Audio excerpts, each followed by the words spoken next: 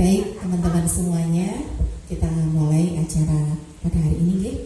Assalamualaikum warahmatullahi wabarakatuh.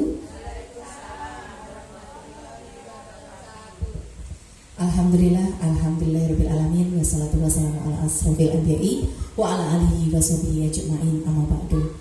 Puji syukur kehadirat Allah Subhanahu wa taala atas segala limpahan nikmat kepada kita, sehingga pada kesempatan hari ini kita semua bisa berkumpul di satu acara, yaitu webinar budaya positif oleh saya sendiri sebagai CGP angkatan keempat dari Kabupaten Magetan. Yang pertama, saya mengucapkan terima kasih kepada Ibu Emi Setiawati SPD selaku Kepala TK Dharma Wanita Madigondo yang sudah memfasilitasi kegiatan pada siang hari ini. Dan juga saya ucapkan terima kasih untuk teman-teman semuanya yang sudah bersedia hadir di kegiatan webinar positif hari ini. Baik teman-teman, sebelum kita mulai, mari saya minta untuk teman-teman sepenuhnya hadir, tidak hanya secara fisik tetapi secara hati dan pikiran di webinar ini terhadap ilmu-ilmu yang manakala insya Allah nanti bermanfaat tidak hanya untuk kita tetapi untuk anak didik kita dan untuk pendidikan Indonesia pada umumnya. Dan webinar kali ini yaitu dengan judul yaitu webinar budaya positif. Saya ingin teman-teman berafirmasi diri terhadap satu lagu yang merupakan theme song dari guru penggerak yang dinyanyikan oleh Mbak Kikan yang dulu vokalis dari Coklat. Kita berafirmasi dulu dengan satu lagu punyanya Mbak Kikan ya, merupakan theme song dari guru penggerak.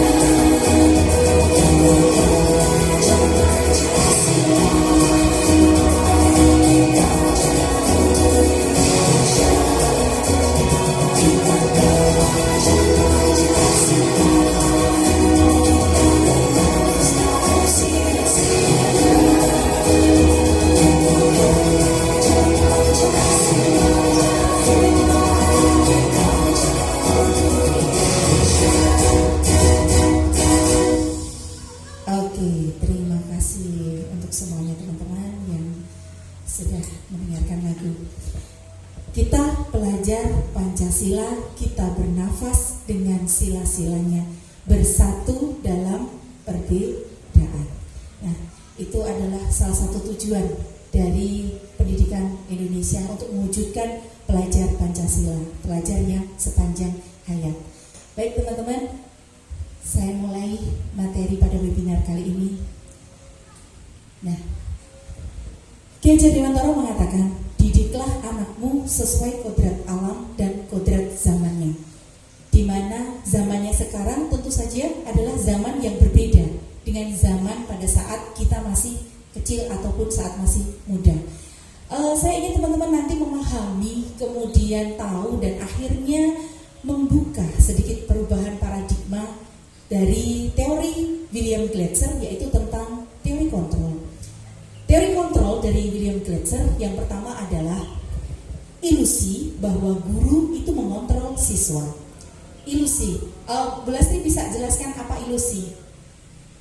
Ilusi, iya betul. Ilusi itu adalah semu, berarti sesuatu yang semu. Kayaknya seperti itu, tetapi ternyata tidak. Ilusi bahwa kita sebagai seorang guru itu bisa mengontrol murid. Satu teori dari William Glasser, karena sesungguhnya yang bisa mengontrol siswa itu adalah siswa itu sendiri. Satu contoh, misalkan kita mengajak siswa untuk, ayo anak-anak kita berbaris. Kemudian ada satu anak yang tidak mau berbaris. Kemudian kita sebagai seorang guru memerintahkan, satu contoh mungkin namanya Radia. Radia, silahkan berbaris. Kemudian berbaris dari belakang. Radia mau berbaris. Itu artinya adalah Radia mengizinkan dirinya untuk dikontrol. Itu. Jadi ilusi bahwa guru itu mengontrol murid itu adalah ilusi. Kita tidak bisa mengontrol siswa didik kita. Yang bisa adalah anak-anak mengizinkan dirinya untuk kita kontrol. Kemudian teori yang kedua dari William Glasser yaitu ilusi bahwa semua penguatan positif itu efektif dan bermanfaat. Berpikirnya begini, bahwa Mas, hari ini kamu harus duduk yang baik ya, jangan nakali temennya. Nanti kalau kamu gak nakali temennya, nanti tak kasih hadiah. Atau contoh lagi, nanti hari ini kita menulisnya 1 halaman penuh. Kalau kamu nanti bisa menulis 1 halaman penuh, tak kasih hadiah. Dia akan melakukan, dia mau melakukan. Tapi besoknya lagi, ketika hadiah itu tidak ada, atau ketika penguatan positif itu tidak ada, dia tidak akan mau menulis lagi. Dia tidak akan melakukan perintah dari bu guru lagi. Nah, itu teori yang kedua.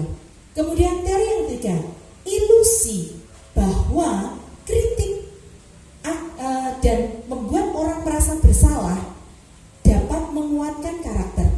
Kita berharapnya, satu contoh, anak-anak itu berangkat pagi membaca mungkin. Anak-anak membaca. Tetapi yang kita lakukan, Mas, ayo membaca kamu ki. Mas, kemarin orang baca, kapan kowe ki iso pinter? Ya kamu harus bisa baca dan kamu jadi minta anak pinter. Kita mengkritiknya ya. Kita berharap apa? Berharap dia mau membaca. Nah, tapi yang terjadi adalah itu adalah sebuah ilusi menurut teori kontrol. Kemudian teori kontrol yang keempat, ilusi bahwa orang dewasa memiliki hak untuk memaksa anak didik kita. Itu juga merupakan ilusi. Jadi yang bisa memaksa kita adalah siapa? Ya tidak ada. Karena kita diizinkan, diri kita mengizinkan kita untuk dikontrol oleh orang lain. Nah, teman-teman, ini teori kontrol yang kedua. Nah, ini adalah merupakan stimulus respon lawan teori kontrol terhadap tentang dunia. Dan yang sebelah sini adalah stimulus respon tentang dunia, dan yang di sebelah kanan teman-teman adalah teori kontrol tentang dunia. Yang pertama adalah realitas. Kebutuhan kita itu sama. Kita melihatnya, kebutuhan kita itu sama. Kita yo makan, jenengan yo makan. Saya butuh tidur, jenengan juga butuh tidur. Tetapi menurut teori kontrol, kebutuhan kita itu berbeda. Nah, kalau saat sekarang ini mungkin waktunya capek, kita butuh istirahat, tetapi teman-teman kita yang sudah istirahat, dia nggak butuh tidur. Jadi teori kontrolnya yaitu realitas bahwa kebutuhan kita sesungguhnya berbeda. Kemudian yang kedua, semua orang melihat hal yang sama. Setiap orang memiliki gambaran yang berbeda. Satu contoh lagi, ketika kita diminta untuk melihat suatu benda, setiap sudut itu pasti akan terlihat berbeda, gitu. Nah, jenengan dari depan itu juga terlihatnya 3 dimensi kotak, gitu. Kalau dari samping kanan, samping kiri juga melihatnya pasti berbeda, begitu. Kemudian setiap orang memiliki gambaran yang berbeda. Yang ketiga, untuk stimulus responnya, kita mencoba mengubah orang agar berpandangan sama dengan kita.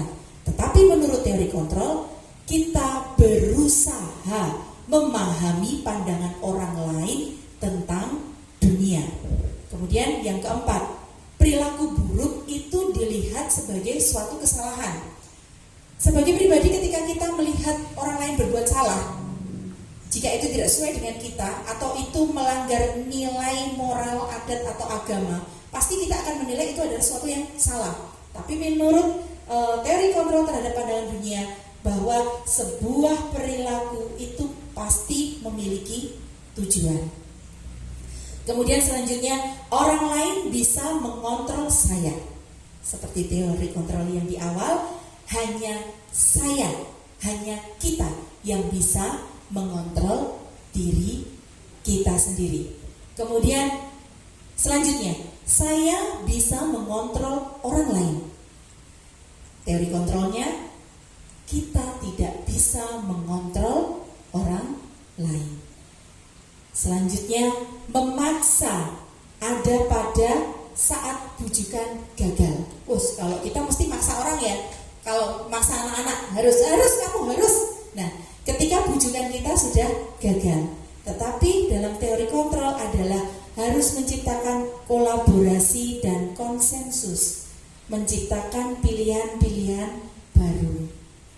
Dan selanjutnya adalah model berpikir tentang menang kalah. Ketika kita berpendapat, pendapatnya yang berbeda, yang terjadi apa? Pendapatnya kita yang diterima berarti kita menang, pendapat orang lain salah. Tetapi dalam teori kontrol adalah bagaimana kita harus berpikir menang, menang. Selanjutnya,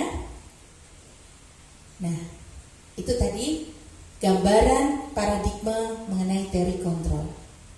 Ya, ingin saya tanyakan sama teman-teman semuanya. Tadi judulnya webinar adalah disiplin. Ada yang bisa menjelaskan kepada saya apa, atau mungkin itu pandangan dari teman-teman, apa sih disiplin itu? Bu Lastri mungkin bisa. Disiplin adalah keadaan di mana kita harus menyesuaikan atau menaati aturan serta kesepakatan yang telah dibuat. Oke, terima kasih. Disiplin adalah menaati kesepakatan yang sudah dibuat. Ada lagi teman-teman? Bu Erna? Pas. Oh ya, pas. Baik. Bu Lastri sudah mengatakan disiplin adalah menaati kesepakatan yang sudah dibuat. Oke. Apa itu disiplin? Ya, disiplin adalah merupakan unsur utama dalam terwujudnya budaya positif yang diciptakan di sekolah. Dalam budaya kita, makna dari disiplin adalah sesuatu yang dilakukan seseorang pada orang lain untuk mendapatkan kepatuhan. Jadi sesuatu yang kita lakukan supaya dia itu patuh terhadap apa? Terhadap tadi yang sudah dikatakan sama Bu Lastri, aturan yang ada atau aturan yang sudah disepakati. Nah, lanjut. Oke. 3 motivasi perilaku manusia. Kenapa toh orang mau melakukan sesuatu, apa toh tujuannya? Ternyata ada 3 motivasi yang mendasari seseorang mau melakukan apa yang diharapkan. Yang pertama adalah menghindari ketidaknyamanan atau hukuman. Nah, di sini saya ingin memberikan contoh. Satu contoh seperti ini. Kita sebagai seorang guru, disiplin waktu itu seperti apa ya Bu Lastri? Mungkin ya Bu Erna, disiplin waktu bisa Bantu saya.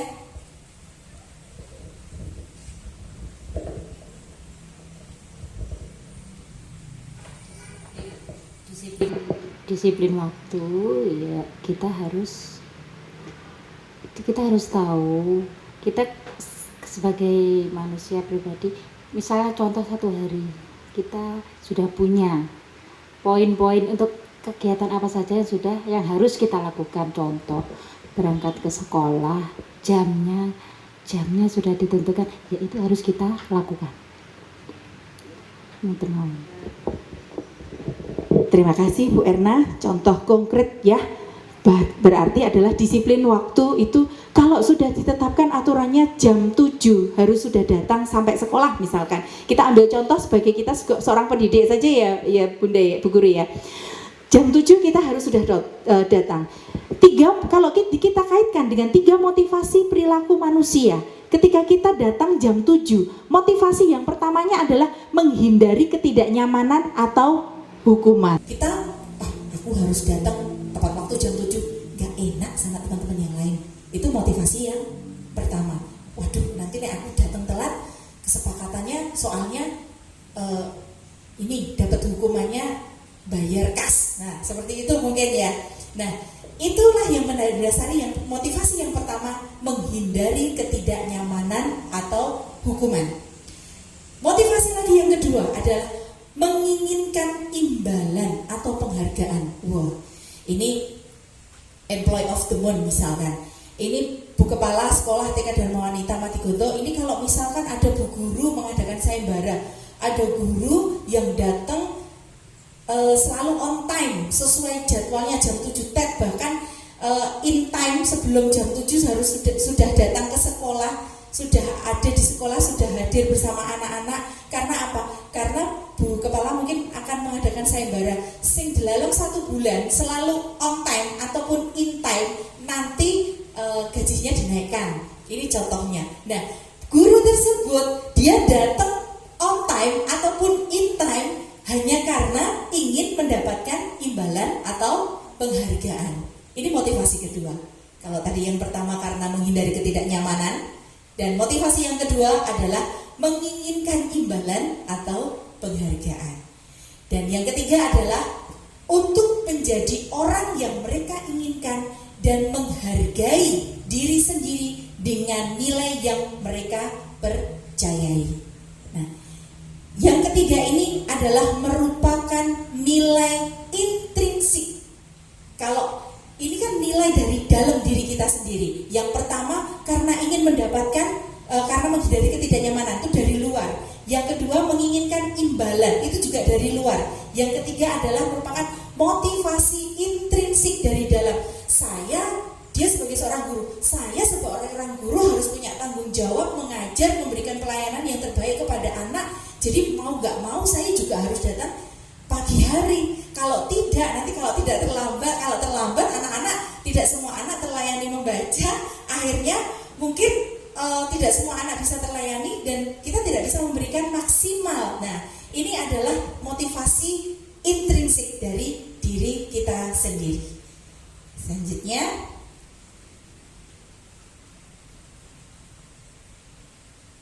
Ki Hajar Dewantara juga mengatakan bahwa untuk menciptakan murid yang merdeka, syarat utamanya adalah harus ada disiplin yang kuat, yaitu disiplin yang memiliki motivasi internal atau intrinsik, sehingga seseorang akan bertindak sesuai dengan nilai-nilai kebaikan yang diyakini, dan hal ini akan membentuk karakter seseorang yang bertanggung jawab terhadap nilai-nilai yang telah diyakini dan yang dilakukan.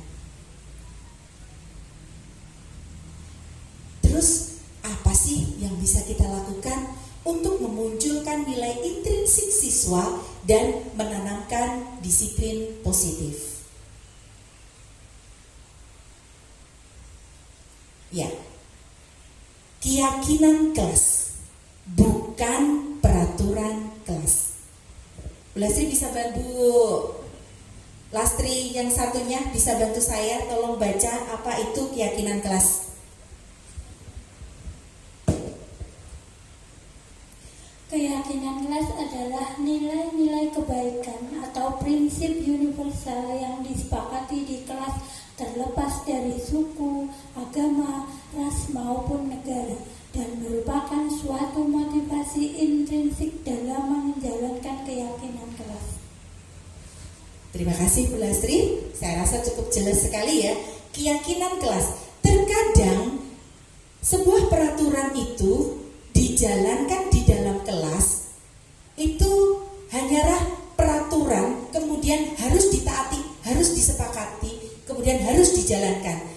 Tapi ini berbeda, keyakinan kelas. Yang namanya keyakinan itu adalah harus diyakini semua warga kelas. Apa sih tujuannya dari keyakinan itu? Apa sih maksudnya keyakinan itu dijalankan? Itu harus disepakati dengan anak-anak didik kita. Jadi peraturan yang kita buat itu adalah peraturan yang ketika pembuatannya adalah harus melibatkan anak-anak didik kita atau peserta didik kita dalam satu kelas. Nah, ini perbedaannya antara peraturan dan keyakinan kelas. Peraturannya, selalu kembalikan buku ke tempatnya. Kalau keyakinan kelas, nilai apa? Nilai tanggung jawab. Kemudian dilarang mengganggu orang lain. Kalau keyakinan kelas, menghormati orang lain dan diri sendiri.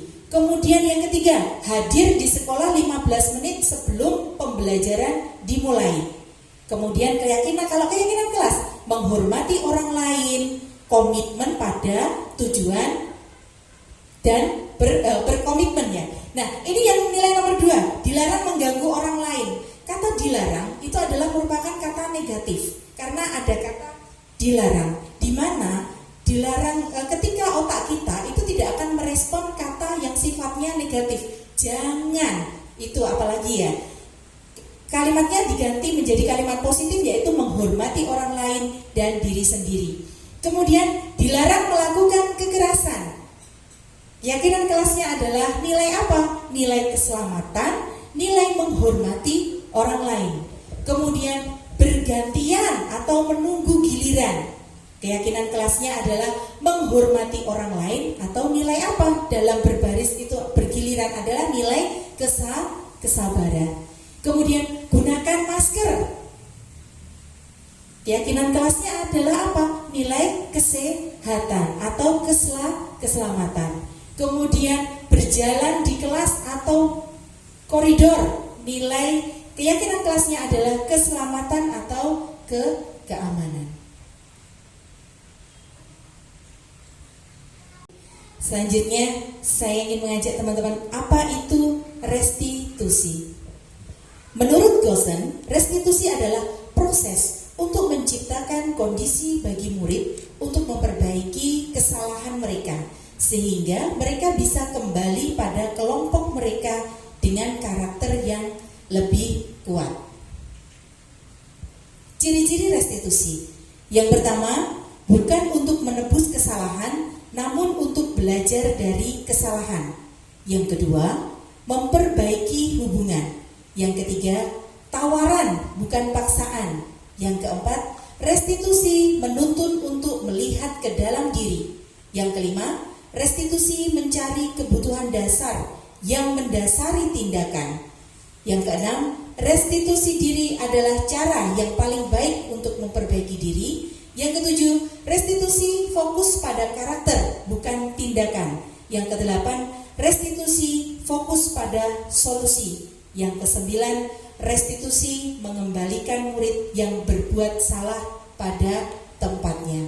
Dan ini adalah segitiga restitusi atau skema restitusi. Yang pertama adalah ketika anak kita berbuat salah, yaitu adalah menstabilkan identitas. Fokusnya begini, tidak masalah ketika anak-anak itu berbuat salah. Dan ketika kita mengajak anak untuk melakukan restitusi adalah satu anak yang berbuat salah kita taruh kita ajak ke tempat yang tidak ada orang lain, mungkin hanya ada gurunya dan anak tersebut. Satu contoh mungkin ada Andi mungkin yang sedang memukul temannya sampai berdiskusi, Andi, ibu tahu kamu tadi memukul temanmu. Tidak masalah ketika kamu berbuat salah memukul temanmu. Sekarang ibu tanya, kenapa toh tadi kamu memukul temanmu? Kemudian dia menjawab, lah aku digangguin duluan bu, aku diolok-olok, misalkan seperti itu. Nah, kemudian ya, mamahmu menyuruh di rumah itu kamu jadi anak seperti apa ya? Supaya aku jadi anak baik. Misalkan dia menjawab seperti itu. Ya sudah, kamu pengen gak jadi anak baik? Mau. Kalau kamu jadi anak baik, supaya kamu jadi anak baik, gimana tuh anak baik itu? Sesuai keyakinan kelas kita, kalau anak baik bukankah harus saling sayang sama teman? Ya. Kamu mau menyayangi temanmu? Iya.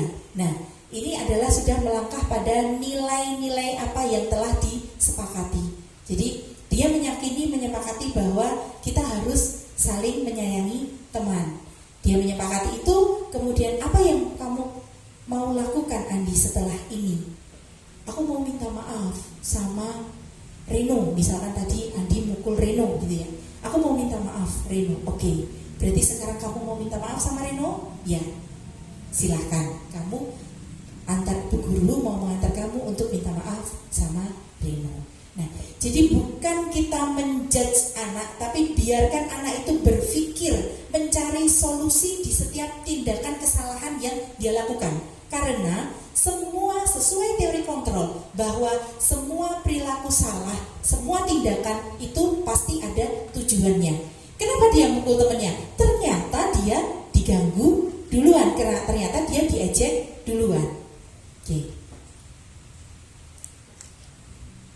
Nah, baik teman-teman, dan itu adalah materi yang saya dapat di modul 1.4 terkait tugas guru penggerak ini. Dan yang selanjutnya adalah tentang implementasi penerapan disiplin positif di kelas. Nah, ini sudah saya lakukan di kelas B2, khususnya kelas saya sendiri, pada 3 minggu sebagai proyek. Yang minggu pertama adalah mengkomunikasikan serta menginfokan kepada kepala sekolah, rekan guru, dan wali murid terhadap rancang bangun penerapan disiplin positif pada kelas yang menjadi proyek, yaitu membuat perubahan dari peraturan yang ada menjadi keyakinan kelas. Tentu saja bersama dengan siswa kelas B2. Kemudian berkreasi bersama siswa membuat gambar visual dari keyakinan kelas yang telah disepakati dan menempelkan keyakinan kelas di sudut-sudut kelas sebagai pengingat. Nah, ini adalah dokumentasi, berkomunikasi bersama kepala sekolah dan meminta dukungan terhadap penerapan disiplin positif, dan ini juga merupakan nilai dari guru penggerak, yaitu selalu melakukan koordinasi bersama dengan kepala sekolah. Dan yang kedua adalah komunikasi aktif bersama rekan guru tentang penerapan disiplin positif. Dan ini adalah nilai dan peran guru penggerak, yaitu tentang nilai kolaborasi. Dan ini adalah berdialog bersama wali murid serta menyampaikan rancang bangun terhadap kelas B2 yang akan menjadi kelas project. Dan ini juga merupakan nilai dan peran guru penggerak untuk menggerakkan komunitas belajar. Dalam hal ini adalah komunitas wali siswa. Dan saya ingin teman-teman melihat ini proses bagaimana sebuah keyakinan kelas dibuat. Ini videonya saya akan tunjukkan.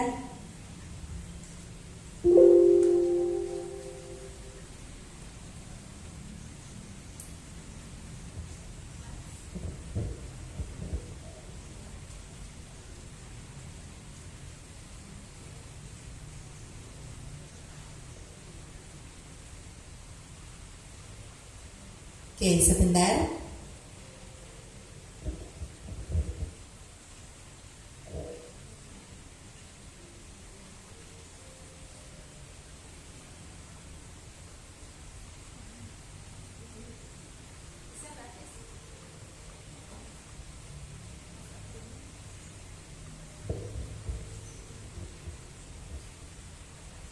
Oke, ada sedikit trouble.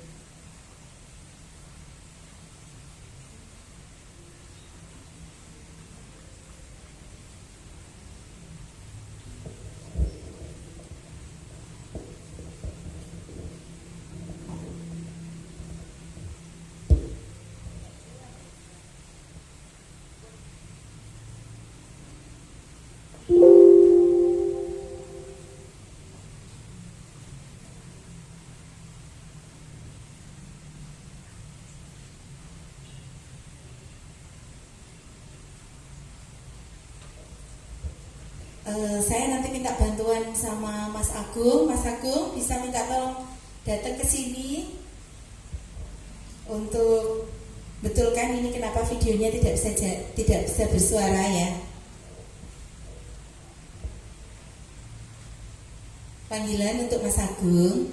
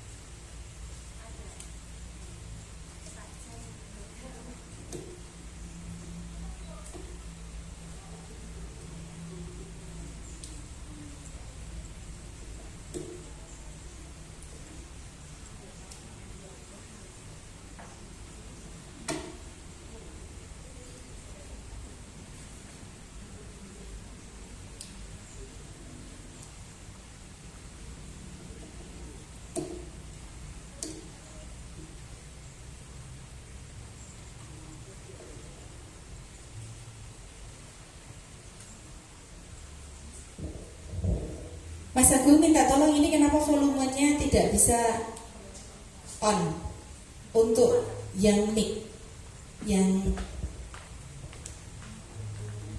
dari kabel yang merah. Kan ini langsung dari kabel tuh.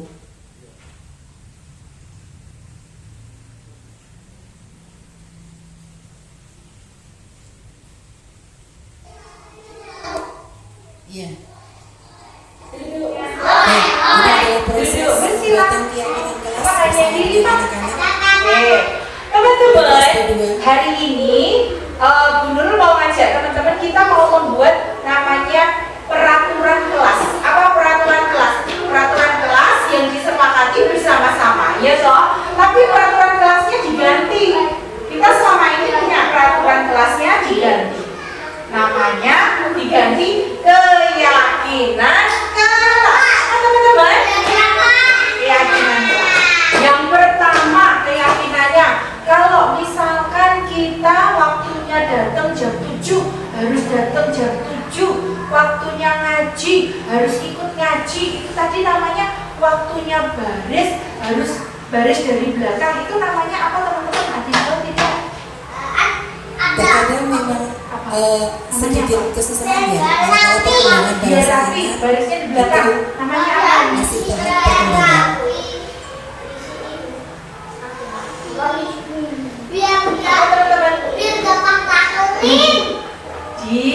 Disiplin. Disiplin itu apa ya? Satu, waktunya apa? Waktunya datang. Tepat. Waktu. Terus apa lagi? Disiplin apa lagi? Disiplin belajar. Ngaji, waktunya ngaji. Waktunya sholat, ikut sholat. Terus apa lagi? Oh, sama gak boleh nakal. Gak boleh nakal. Kalau gak boleh nakal itu berarti apa ya? Nah, Gak boleh nakal itu tidak berarti boleh apa? nakal. Kalimat negatif Tidak boleh nakal harus itu kita berarti apa? ganti, kita Anak rubah. nurut, ya. Oh ya, nurut sama mama. Oh ya, nggak boleh mengganggu. Kalau nggak boleh mengganggu temennya itu berarti harus apa teman-teman? Apa? Tidak mengganggu? Apa? Sayang teman ya, tidak mengganggu itu termasuk sayang seperti teman ya? menggunakan kalimat positif. Iya. Baik, ya. Emang Bu Reno dengarkan Bu Nurul. Kesepakatan kelas kita kan harus sayang sama teman. Sepakat tidak?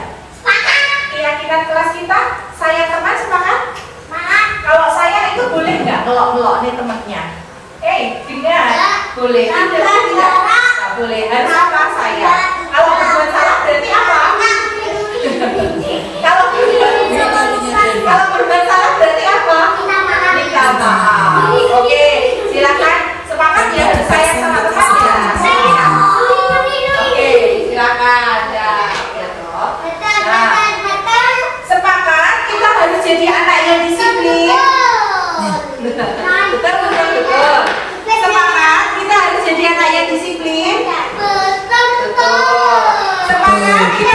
Giliran? Betul. Oke. Kalau bilang semangat, semangat ya. Yang gini sama. Semangat kita harus menjaga kebersihan. Betul. Semangat kita harus bilang minta maaf. Tolong. Dan terima kasih. Semangat. Oke. Sekarang kalau semangat, semuanya di sini tanda tangan. Ya, kesepakatan kelas ditandatangani semua anak-anak.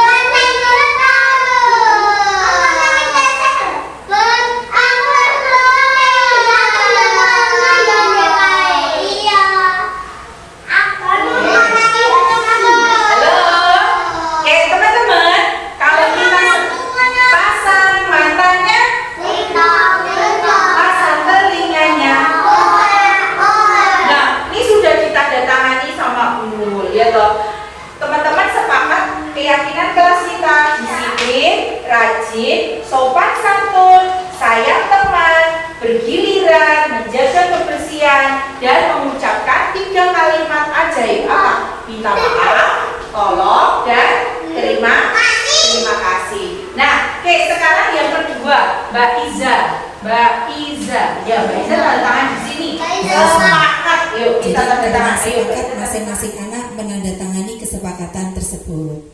Ya, inilah bentuk kesepakatan yang kita buat bersama anak-anak. Jadi manakala kita melakukan kesepakatan bersama anak-anak itu, membuat kesepakatan kelas kita tempelkan di sudut sekolahan sebagai pengingat. 3. Keyakinan kelas berdua apa? Keyakinan kelas berdua apa? Disiplin, rajin, sopan santun, sayang teman, bergiliran, jaga kebersihan. Tak lupa ucapkan 3 kata ajaib. Oke. Tak lupa ucapkan 3 kata ajaib. Oke. Maaf jika salah, tolong minta bantuan dan katakan terima kasih sesudahnya. Oh iya, boleh ya, boleh. Oke. Semangat. Ya, ini kelas B2 bersama saya. Tadi satu proses dengan kita melakukan keyakinan kelas bersama siswa, itu ternyata begitu banyak muncul pemikiran-pemikiran, gagasan-gagasan dari anak-anak, sehingga mereka berkontribusi mau aktif untuk membuat keyakinan kelas tersebut, karena itu adalah sesuatu yang mereka yakini dari diri mereka. Dan kemudian akhirnya dari keyakinan kelas tersebut disepakati bersama dan ditempelkan di sudut-sudut kelas. Nah, itu tadi di satu sudut sekolahan, dan dibuatlah lagu keyakinan kelas. Harapannya lagu tersebut menjadi mudah diingat untuk anak-anak, nilai-nilai keyakinan tersebut mudah diingat oleh anak, sehingga mereka akan selalu mengingat, oh, sebagai seorang siswa di kelas, saya itu harus disiplin. Ketika tepat waktu, ya harus tepat waktu, saya nggak boleh terlambat. Saya harus jadi anak rajin.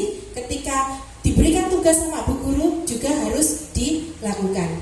Dari hasil diskusi bersama teman-teman tadi yang ada di kelas, kemudian ini adalah implementasi minggu kedua, yaitu tentang menerapkan disiplin positif di kelas, yaitu memonitoring penerapan nilai-nilai disiplin positif sesuai keyakinan kelas yang dibuat bersama siswa, kemudian menerapkan restitusi sebagai strategi yang dipakai untuk mencapai nilai disiplin itu sendiri dengan 3 tahapannya, dan dituangkan dalam anekdot dan catatan kecil serta instrumen indikator capaian terhadap masing-masing siswa. Nah, baik, ini teman-teman terlihat tidak ya? Burem. Oke, saya perbesar sedikit. Sedikit terlihat ya teman-teman ya? Ya. Nah, ini adalah instrumen rumusan penjabaran setiap poin dari keyakinan kelas ke dalam instrumen indikator penilaian. Jadi dalam 1 minggu tadi, ini kemudian minggu kedua saya membuat instrumen ini. Yang pertama tadi poinnya adalah tentang disiplin, yang kedua tentang sopan santun, yang ketiga tentang rajin, sayang teman, bergiliran, menjaga kebersihan, dan 3 kata ajaib. Poin-poin tersebut itu adalah poin-poin yang anak sendiri yang membuatnya, bukan kita sebagai guru. Kemudian poin tentang disiplin, bahwa datang tepat waktu jam 6 kita tuangkan dalam indikator disiplin tersebut. Kemudian kita nilai masing-masing anak dalam 1 minggu. Untuk hari pertama saya menilai Kanaya dan Alisa. Kemudian hari kedua ada Mbak Iza sama Mbak Hasna. Begitu selanjutnya sampai 1 minggu. Dan dengan indikatornya yaitu BB, berarti belum berkembang. Manakala anak melakukan itu, anak harus diperintah dulu sama bu guru. Kemudian MB mulai berkembang, artinya dia melakukan, kadang tidak melakukan. Kemudian BSH berkembang sesuai harapan. Dia sudah terlatih, kemudian konsisten melakukan, dan itu sudah dilakukan selalu setiap hari. Dan yang ketiga adalah poin penilaian BSB, berkembang sangat baik. Selain dia sudah konsisten melakukan, terampil melakukan, tetapi dia juga mengajak temannya untuk melakukan nilai disiplin atau keyakinan kelas yang telah diyakini bersama-sama. Dan ini adalah hasilnya. Kemudian dari hasilnya ini saya juga membuat yaitu berupa catatan anekdot.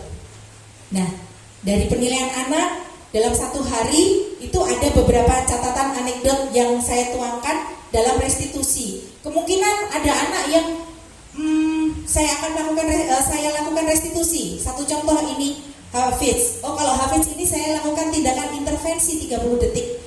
Ketika di kelas, Hafiz menyanyikan lagu yang viral di TikTok dengan nada tinggi. Spontan teman-teman mengikuti dengan berteriak-teriak sehingga suasana kelas menjadi berisik. Tindakan bu guru adalah intervensi 30 detik dengan menanyakan pada anak, apa ya keyakinan kelas kita ketika bersuara di dalam kelas? Mereka menjawab, bersuara dengan pelan Bu Nurul. Dan ini mengingatkan anak akan kesepakatan yang sudah dibuat sehingga mereka menyadari kesalahannya. Kalau teriak-teriak di dalam kelas itu bukan kesepakatan kita. Akhirnya kelas menjadi kondusif lagi. Nah, kemudian ini untuk tindakan restitusi kepada Radia. Tugas kelas hari ini menggambar bentuk mobil. Dimas yang duduk berada di sebelah Radia berkomentar bahwa gambar mobil Radia jelek. Hal ini membuat Radia marah.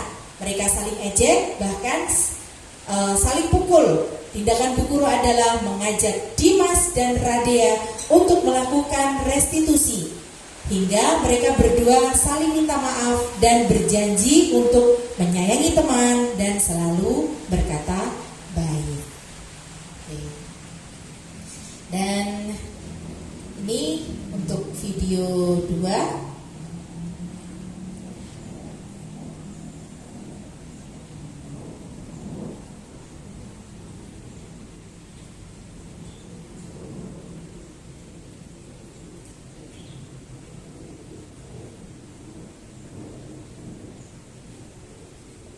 Ini adalah implementasi dari keyakinan kelas disiplin.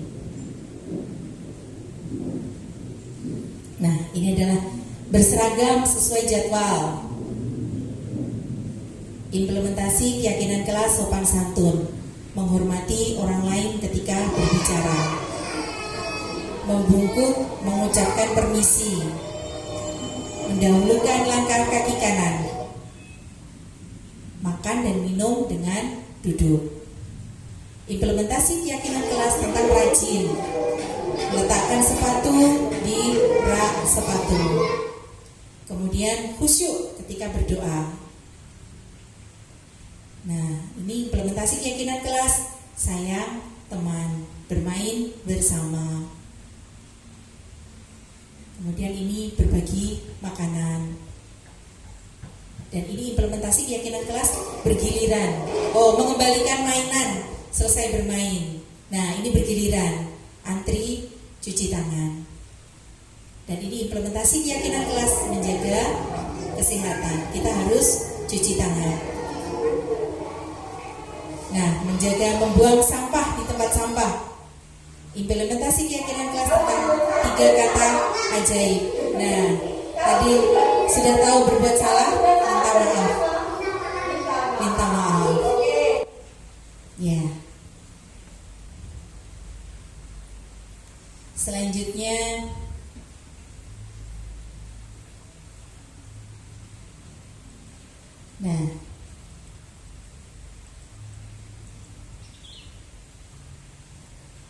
ini adalah testimoni dari siswa.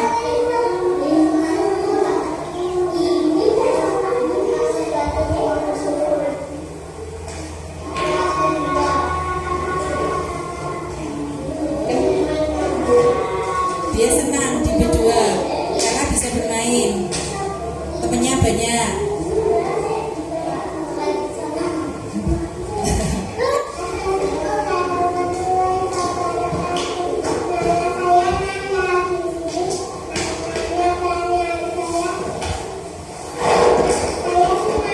Iya, saya senang. Assalamualaikum warahmatullahi wabarakatuh. Dan ini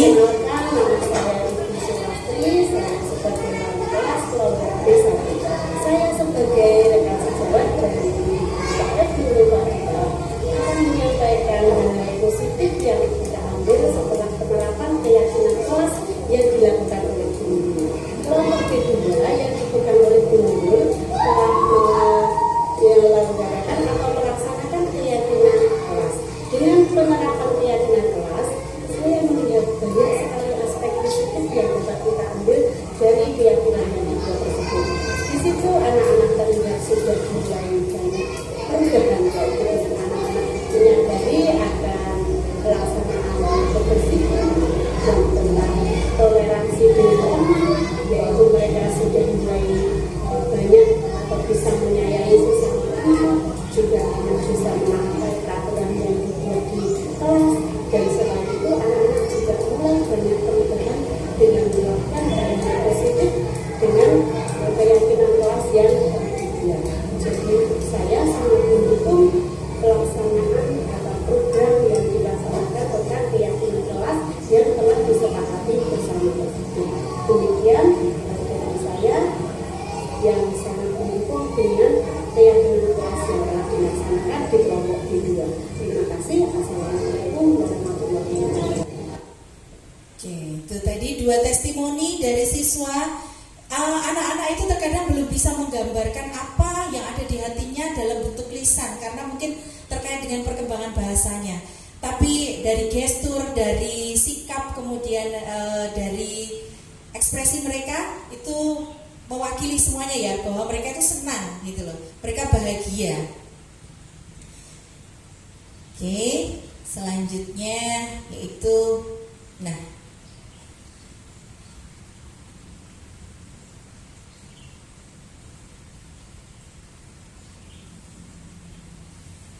tadi ini implementasinya secara dalam minggu ketiga ya, mengevaluasi proses hasil capaian testimoni siswa B2 dan rekan guru atau evaluasi tindakan langkah selanjutnya terhadap disiplin positif di kelas B2 serta tindak lanjut penerapan pada kelas jenjang kelompok B seluruhnya dan menyampaikan laporan hasil proyek kepada kepala sekolah, rekan guru dan wali siswa. Nah, dari hasil keyakinan kelas yang kemudian yang sudah dinilai dalam 1 minggu itu, saya tuangkan dalam penilaian dan hasilnya adalah untuk MB ada 2 poin, untuk BB ada 2 poin, untuk MB itu ada 51 poin, Kemudian untuk BSH adalah 125 poin, kemudian untuk BSB adalah 75 poin. Nah, ini jika kita gabungkan dalam bentuk rumus persentase, ada sebanyak 0,75% pencapaian BB, ada sebanyak 20% pencapaian MB, dan ada sebanyak 49% untuk pencapaian BSH dan 30% untuk pencapaian BSB. Jadi indikator keberhasilan penerapan disiplin positif itu kalau antara BSH dan BSB ditambah 49 ditambah 30% adalah 79%. Dan persentase 79% adalah merupakan awal yang baik penerapan disiplin positif melalui keyakinan kelas yang disepakati bersama, dan disiplin positif ini jika dilakukan konsisten terus-menerus berkelanjutan akhirnya akan menjadi budaya positif. Dan sehingga budaya positif ini tidak hanya berdampak kepada anak didik kita di sekolah, di dalam kelas, tapi bisa berimbas dan memiliki impact kepada kelas-kelas di sebelahnya, manakala nilai disiplin positif ini juga dijalankan tidak hanya di kelas B2 saja.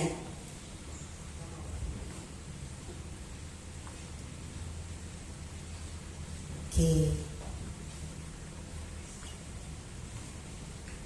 Ya, itu tadi. Dan kesimpulannya adalah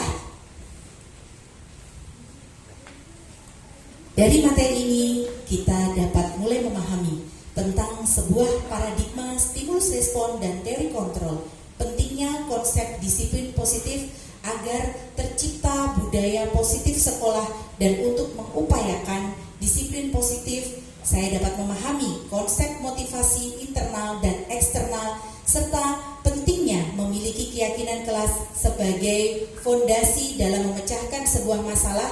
Karena pada dasarnya setiap siswa melakukan tindakan itu memiliki tujuan, apapun bentuknya, tindakannya baik itu tindakan positif maupun negatif, dan ini sesuai dengan teori kontrol dengan tujuan yaitu memenuhi kebutuhan dasarnya. Dan posisi guru dalam menerapkan disiplin restitusi pada posisi monitor maupun manajer, dan menempatkan restitusi sebagai cara untuk menanamkan disiplin positif. Baik teman-teman, terima kasih. Salam dan bahagia. Itu tadi dari apa yang saya dapat dari ilmu tentang budaya positif dan implementasi yang sudah saya lakukan di kelas saya sendiri. Dari hasil webinar kecil-kecilan kita hari ini, saya ingin teman-teman satu-satu merefleksikan apa sih hal baru atau apa sih yang teman-teman dapat. Mungkin mulai dari Bu Lastri nanti sampai ujungnya.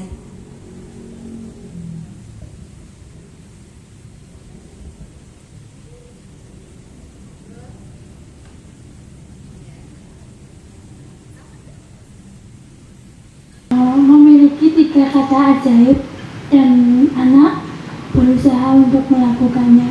1. Mengucapkan salam sambil berbungkuk kepada ibu guru.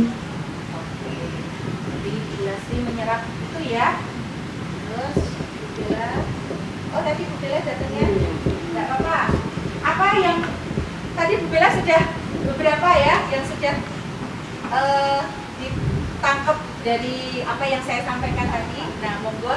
Ya, alhamdulillah dengan webinar ini saya bisa mendapatkan ilmu, yaitu bagaimana anak itu yang tadinya mungkin belum mengerti aturan. Kadang aturan hanya diucapkan saja, tapi kadang dalam bentuk prakteknya dia kadang lupa, tidak mengabaikan gurunya kadang, tapi dengan anak diterangkan mulai dari awal apa itu keyakinan disiplin, ternyata dengan lihat video itu anak-anak mengerti gitu. Jadinya mungkin bisa diterapkan di kelompok yang lain-lainnya. Ya, oke, tadi Bu Lastri. Kalau menurut saya ilmu yang bisa kita ambil dari contoh-contoh yang ada tadi, mungkin menurut saya yaitu menghindarkan kata-kata negatif dalam membelajarkan atau menanamkan karakter yang ada pada anak dan mengganti kata-kata negatif dengan kata-kata positif.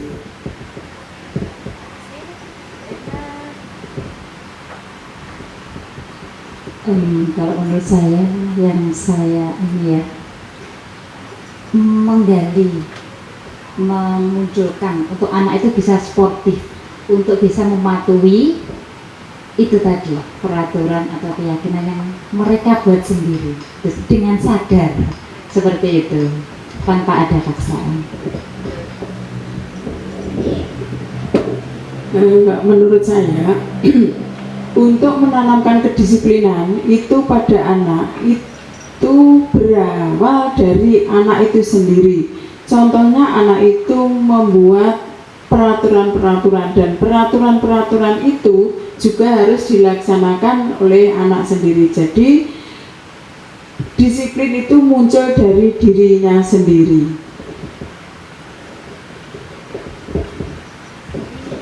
Alhamdulillah dengan webinar ini menambah ilmu untuk pribadi saya dan untuk diterapkan di kelas dan ya untuk diterapkan dan disiplin masuk kelas atau menata sepatu di rak gitu.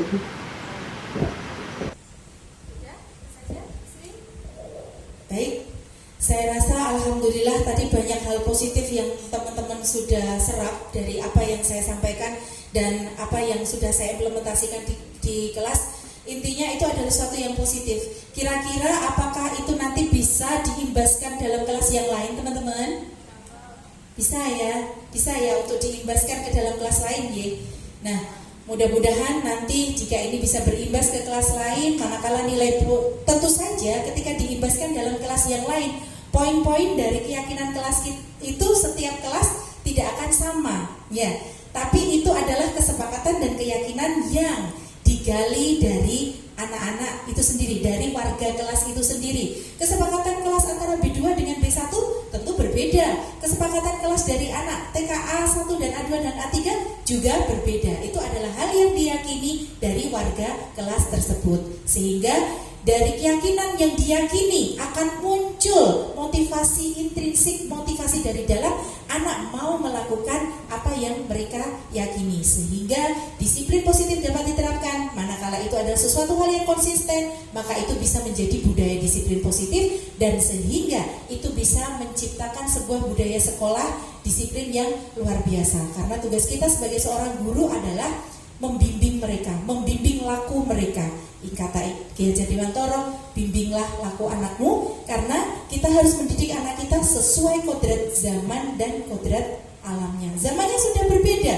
Kita tidak bisa memaksakan membuat peraturan kemudian mereka harus menjalankan tanpa harus tahu kenapa peraturan itu harus dijalankan. Ya, jadi didiklah anakmu sesuai kodrat alam dan kodrat zamannya. Baik, terima kasih teman-teman. Saya rasa luar biasa sekali webinar kita hari ini, walaupun kecil-kecilan ya. Mudah-mudahan nanti tidak hanya berimbas di kelas yang lain, tapi juga berimbas ke sekolah yang lain. Harapannya seperti itu. Dan akan menjadi sinergi yang luar biasa untuk dunia pendidikan, khususnya di sekolah kita, dan berimbas di sekolah-sekolah yang lain. Dan saya ucapkan sekali lagi terima kasih untuk teman-teman semuanya. Dan kita akhiri webinar kali ini dengan ucapan hamdalah bersama-sama. Alhamdulillahirabbil alamin. Dan kita tutup dengan doa tutup majelis. Subhanakallahumma wabihamdika nasyhadu an la ilaha illa anta astaghfiruka wa atubu ilaik. Fastabiqul khairat, berlomba-lomba dalam kebaikan. Wassalamualaikum warahmatullahi wabarakatuh.